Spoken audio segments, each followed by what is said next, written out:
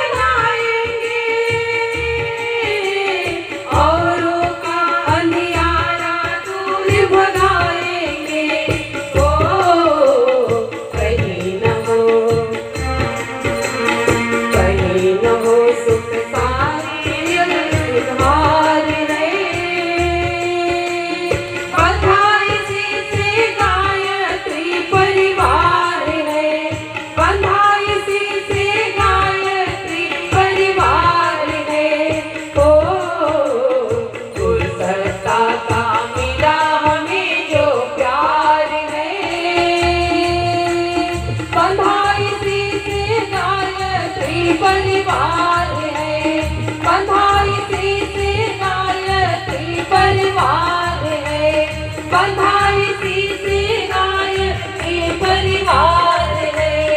ओ गुरु सत्ता का मिला हमें जो प्यार है। बोले परम पूज्य सद्गुरुदेव की, परम वंदनीय माता जी की।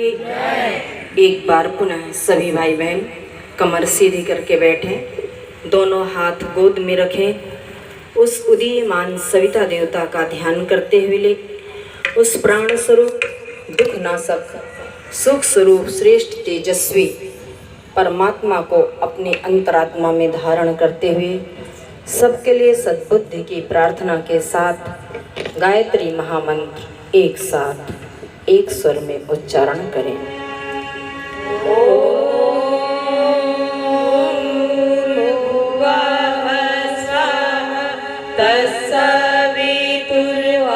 तत्सवितुर्वरेण्यं भर्गो देवस्य धीमहि धियो यो नः प्रचोदयात्।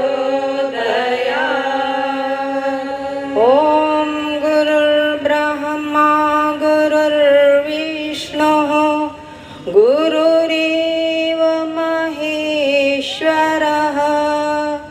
गुरुरेव परब्रह्मा तस्मै श्री गुरवे नमः।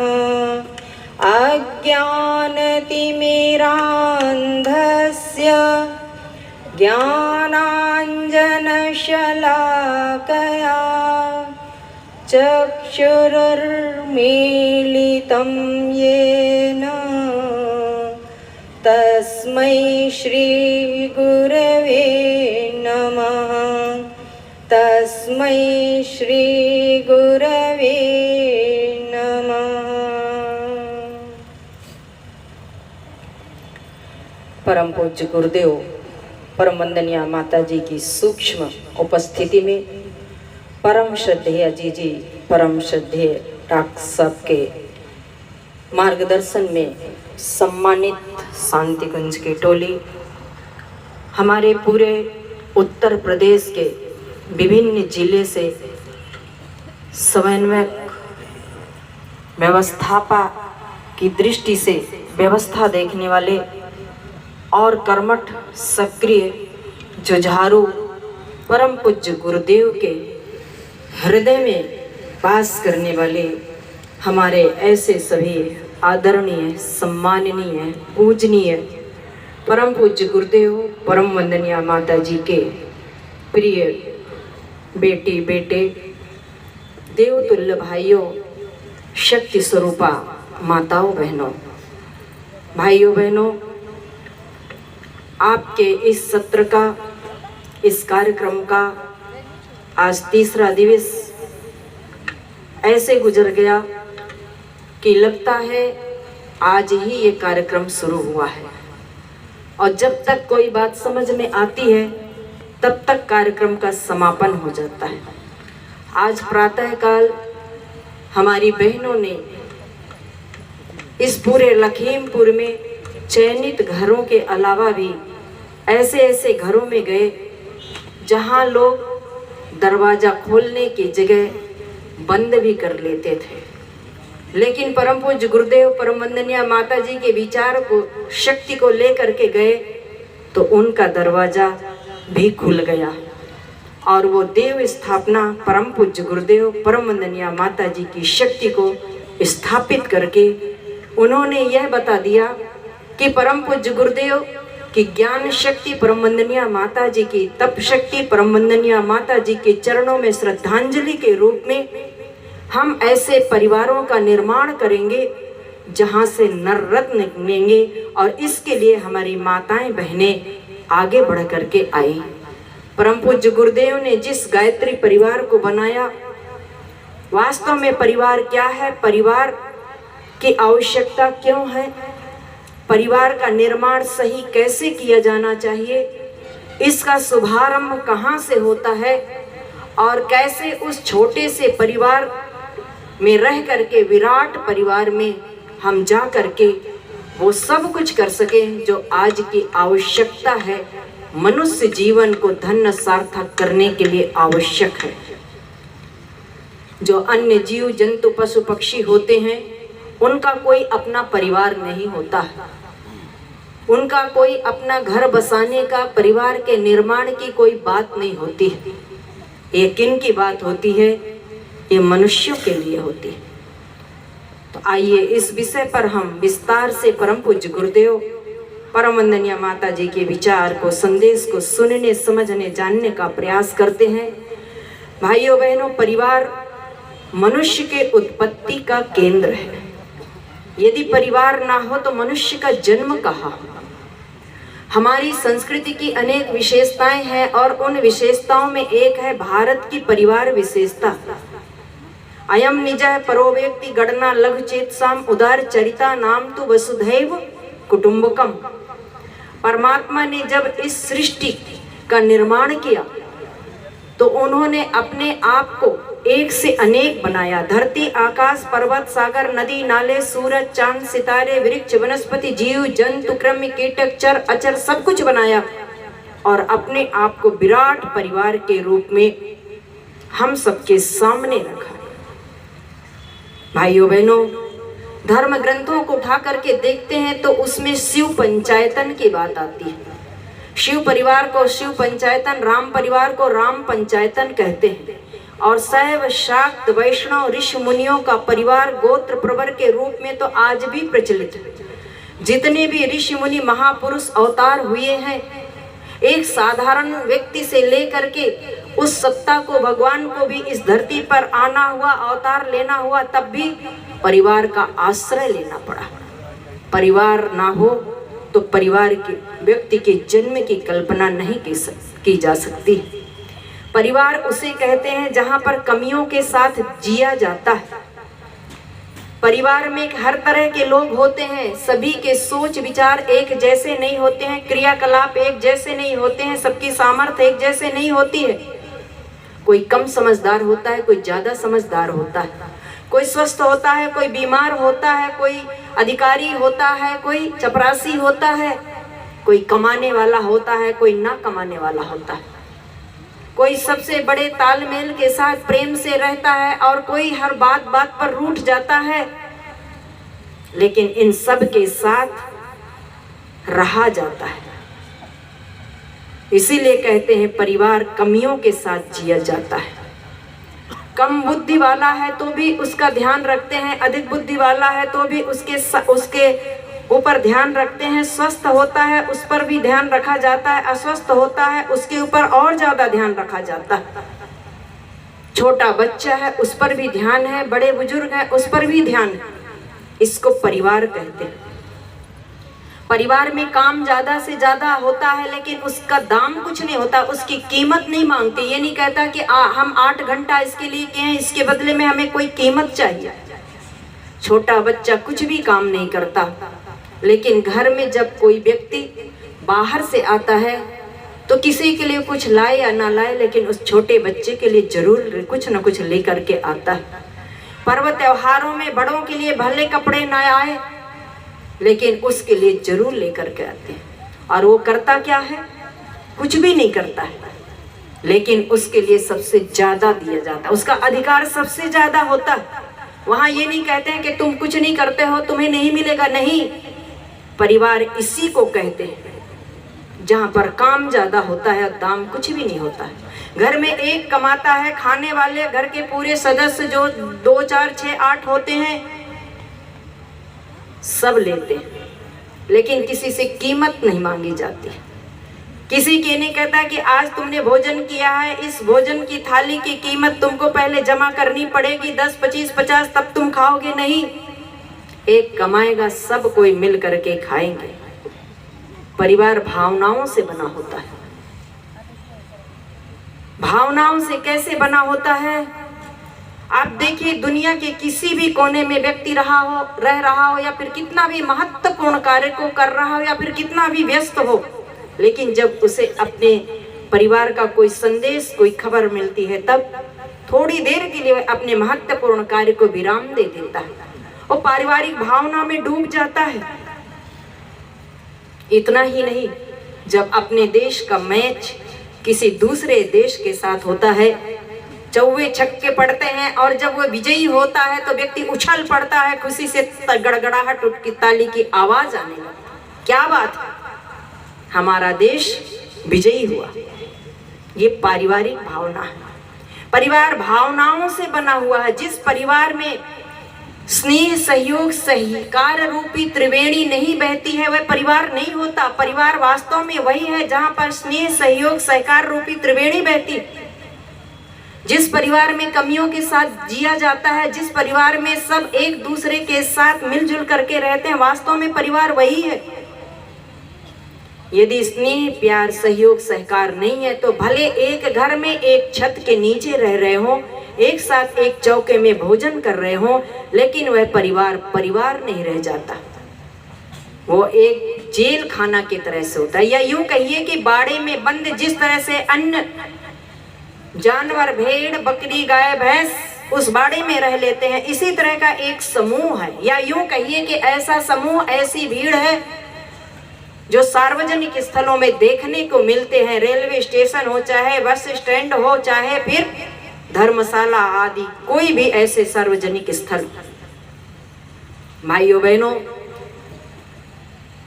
रहने, खाने, ऐसो आराम की साधन सुविधा की कोई कमी व्यक्ति को नहीं होती है।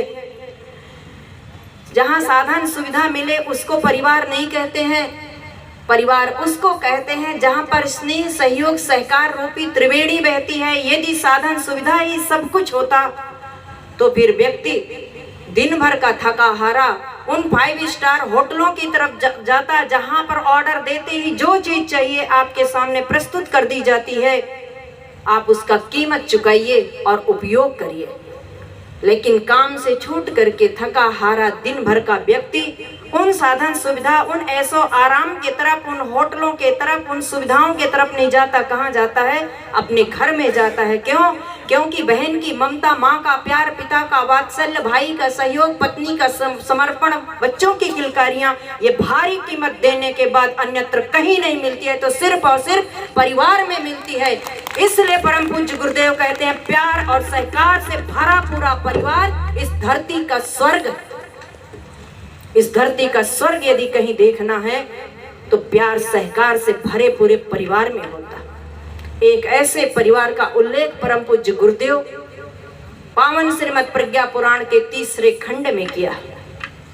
वो ऐसा परिवार था जो ना तो कोई बहुत बड़ा अधिकारी था, ना कर्मचारी था, ना कोई बहुत बड़ा पद वाला था, ना धन वाला था। एक सामान्य सा कर्मचारी था और एक फैक्ट्री में काम करता था।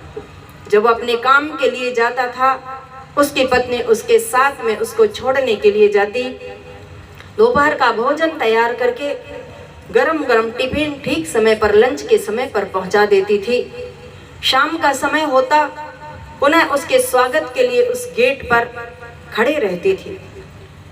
दिन भर जब अपने काम से उसका पति फुर्सत होता, छुट्टी के टाइम होती, फैक्ट्री से बाहर निकलता, उस गेट पर अपनी पत्नी के हंसता मुस्कुराता प्रसन्न चित्त चेहरे को देख करके दिन भर की सारी थकान को भूल जाता, भगवान को धन्यवाद देता और दोनों प्रेम पूर्वक बातचीत करते हुए घर आ जाते थे। घर में आ करके शाम की एक साथ बैठ करके चाय पीते, फिर भगवान का नाम स्मरण करने के लिए पति संध्या वंदन करता, पत्नी भोजन बनाती। जब रात का भोजन बन जाता, पूरे परिवार वाले एक साथ बैठ करके भोजन करते। उसके बाद सभी अपने दिन भर की जो भी सुख दुख की बातें होती, जो भी उतार चढ़ाव की बातें होती, सब आपस में करते और प्रसन्नता से, खुशी से ठहाका लगा करके भी हंसते रहते थे। कभी कभी उनके पड़ोस के लोग उससे पूछते थे, क्या बात है भाई, तुम्हारे घर में तो ना इतनी कोई साधन है, ना सुविधा है, ना तो तुम्हारे पास इतना पैसा है, ना तो तुम्हारी इतनी बड़ी कोई नौकरी है, लेकिन तुम्हारी प्रसन्नता, तुम्हारी खुशी को देख करके ऐसे लगता है कि जैसे कोई राजा महाराजा हो। तुम्हारे परिवार वालों की खुशी को देख करके, संतोष को देख करके ऐसा लगता है कि स्वर्ग की सारी खुशियां एक साथ तुम्हारे घर पे उतर आई। आखिर इसका राज क्या है, हमें तो बताओ। हम तो रात दिन अपने परिवार की आवश्यकताओं की पूर्ति करने के लिए लगे रहते हैं, किसी बात की कोई कमी नहीं रखते। बच्चों को भी अच्छे से अच्छे स्कूल में दाखिला दिलाए हैं, जो चीज उनको चाहिए उनको मांगने के पहले पूरा कर देते हैं। फिर भी एक पल की शांति, एक पल का चैन, एक पल का सुकून नहीं, जिसे तुम हर पल हर क्षण अनुभव ही नहीं करते बल्कि उसमें जीते हो। इसका राज क्या? सभी को एक ही जवाब देता था, देखिए हम जो भी अपने परिवार वाले हैं, जो भी हमारे बच्चे घर के लोग हैं, हमें किसी भी प्रकार का कोई अभाव नहीं खटकता, जो भी है उसी में हमें बड़ा संतोष मिलता है। यही कारण है कि हमें किसी भी तरह से कोई एक दूसरे से ना तो शिकायत है और ना तो अशांति है, ना तो संतोष है। प्यार सहकार से रह करके हम सारी की सारी समस्याओं का समाधान कर लेते हैं। भाइयों बहनों, एक दिन की अचानक बात, उनकी जो धर्म पत्नी थी बीमार पड़ गई और वो बीमार इतना ज़्यादा पड़ी कि उस दिन ना तो दोपहर का भोजन बना पाई, ना तो टिफिन पहुंचा पाई। उधर जैसे फैक्ट्री में रोज दिन की तरह लंच की घंटी बजी, सभी कर्मचारी अपना अपना लंच बॉक्स निकाले, भोजन करने लगे, लंच करने लगे। उस कर्मचारी, उस पति ने भी खिड़की के से बाहर गेट की तरफ प्रतिदिन की तरह देखा, लेकिन उस दिन उसकी पत्नी दिखाई नहीं पड़ी। उसने एक क्षण की देरी किए बिना तुरंत समझ गया कि लगता है आज धर्म पत्नी की तबीयत ठीक नहीं है, जरूर वो बीमार पड़ गई होगी। यदि स्वस्थ होती तो आती, उससे भूल तो हो नहीं सकती, क्योंकि इतने वर्षों में आज तक नहीं भूली तो आज भी नहीं भूल सकती, जरूर बीमार पड़ गई होगी। वहां से निकला, सीधे घर में गया। घर में जा करके देखता है पत्नी बिस्तर पर पड़ी हुई थी, आंखों में विवशता के आंसू लिए पति के आने का राह देख रही थी, बुखार से तप रही थी। पति को सामने पाकर के देख करके बोल पड़ी, आप आ गए, आपको भूख लगी होगी ना, देखो तो आज मेरी ये कैसी विवशता। बहुत प्रयत्न करने के बाद इस बिस्तर से उठ नहीं पाई, आपके लिए भोजन तक नहीं बना पाई। और ऐसा कहते कहते जो उसके आंख में विवशता के आंसू भरे हुए थे, उसकी धारा फूट पड़ी। पति ने पत्नी के आंख से बहते हुए उस आंसू को पूछा और बोला, नहीं, तुम कभी विवश नहीं हो सकती, तुमने तो हर क्षण हर पल मेरा ध्यान रखी, जो मुझे चाहिए थे मेरे कहने के पहले मेरे सामने रख देती थी, फिर आज अपने आप को इतना विवश। तुम कभी विवश न थी, ना हो और न रहोगी। अब मुझे मेरे कर्तव्य को पूरा करने दो। वहाँ से उठा, रसोई में जा कर के पानी गर्म किया, चाय बनाया, दवाई लेकर के आया, पत्नी को खिलाया। पत्नी दवाई पी, खाई, चाय पी, उठ करके बैठ गई, अपने को स्वस्थ अनुभव करने लगी। दोनों आमने सामने बैठे थे, दोनों के आंखों से प्रेमाश्रु की धारा बह रही थी। भाइयों बहनों, उनके जीवन में एक बार नहीं अनेक बार कष्ट कठिनाइयां आई, लेकिन उनके प्यार, उनके सेवा, उनके सहयोग, उनके समर्पण, उनके विश्वास के सामने वो कष्ट कठिनाइयां ज्यादा देर तक टिक नहीं पाती है। ऐसा प्यार, सहयोग, समर्पण, सेवा, विश्वास जिन पति पत्नी के जीवन में होता है, उनका जीवन धन्य सार्थक बनता है और वही आदर्श दंपत्ति कहलाते हैं। उन्हीं का घर स्वर्ग बनता है, उन्हीं के घर में नर रत्न पैदा होते हैं। इसीलिए परम पूज्य गुरुदेव कहते हैं, प्यार सहकार से भरा पूरा परिवार इस धरती का स्वर्ग है।